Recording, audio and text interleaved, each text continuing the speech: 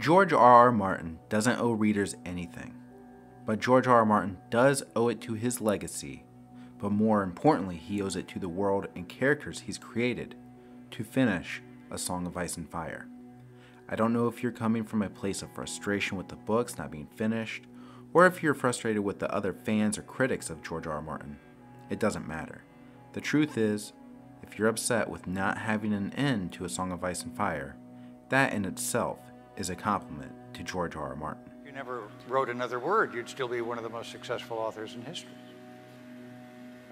By certain parameters, yes, but Yeah. it's very important to me to finish A Song of Ice and Fire. I don't want it to be my mystery of Edwin Drood here. I want to finish it, and I still have 2 more books to do, and I want to finish it strong, so people look at it and say, you know, this entire thing is an important work, not a half-finished or broken work. I know it's some of the more... Here's the deal when it comes to writing these books. It's not easy. It's not easy to tell a good story.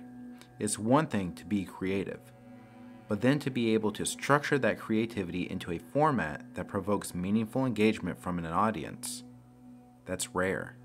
Tolkien was a pioneer and one of the great authors of our world, in my opinion. That's the level George R.R. Martin is expected to be at. Huge fantasy epics that have taken more than 30 years to this point and still aren't complete. I admit that I've got real doubt that George R.R. Martin will finish these books, but my doubt is not a criticism. I've got great appreciation for the efforts and the intentions that go behind an epic like A Song of Ice and Fire, because this is what an aspiring author has ever wanted to do, and that is to write their passion project. The Summer Snows was the initial concept George R.R. Martin came upon while he was working on something totally unrelated. The Summer Snows scene being where the Starks came upon their direwolves. Please, take a moment and appreciate that.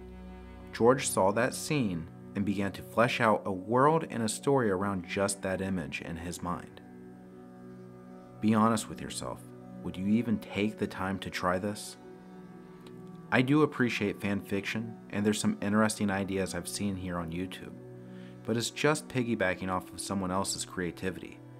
Every chapter and every character written in A Song of Ice and Fire, George earned through the dedication to tell the story up until that point. And I am mad. I'm mad at Game of Thrones, the TV series. I'm mad that House of the Dragon may take priority over Winds of Winter. I get frustrated when George R.R. Martin tells us he feels sorry for us and less is not none, etc.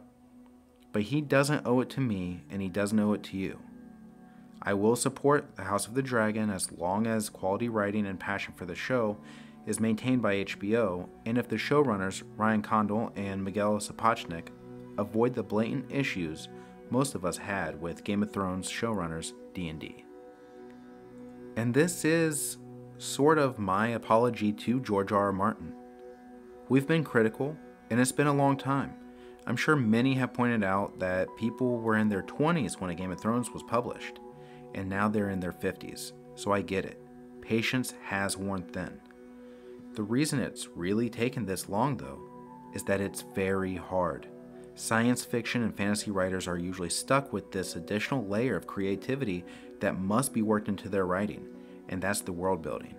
A Song of Ice and Fire has a totally different set of rules than that of contemporary literature. The idea behind a crime drama that takes place in New York City or London is far more straightforward.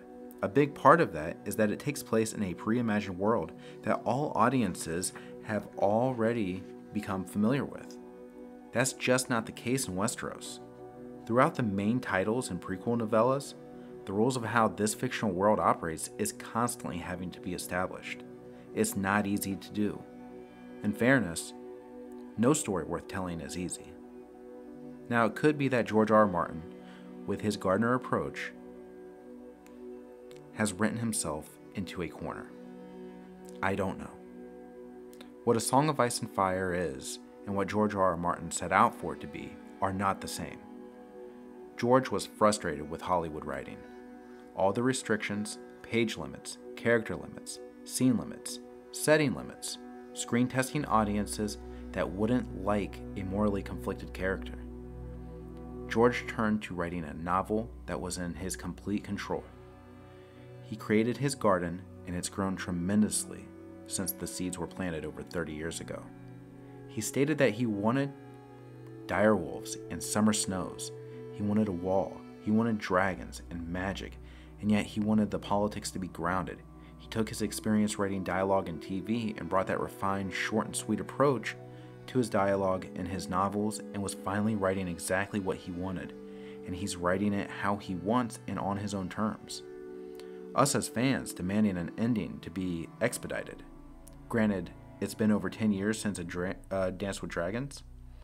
It's exactly what he was breaking away from when he turned to writing A Song of Ice and Fire to begin with. Again, I don't think he'll finish, but I still appreciate and admire what he's already done. Look, obviously he's received tremendous success and wealth, and in exchange he's inherited some hefty expectations. But maybe we should just take into consideration that what we're asking of him is a very challenging request that only he can fulfill. A Game of Thrones, the first book, came to be because George was given the freedom to write it how he wanted. If we keep pushing for him to finish before he's ready, we're kind of attacking what allowed his books to become the captivating and marvelous fantasy epics we've all grown to love. But seriously, George. Hurry the fuck up!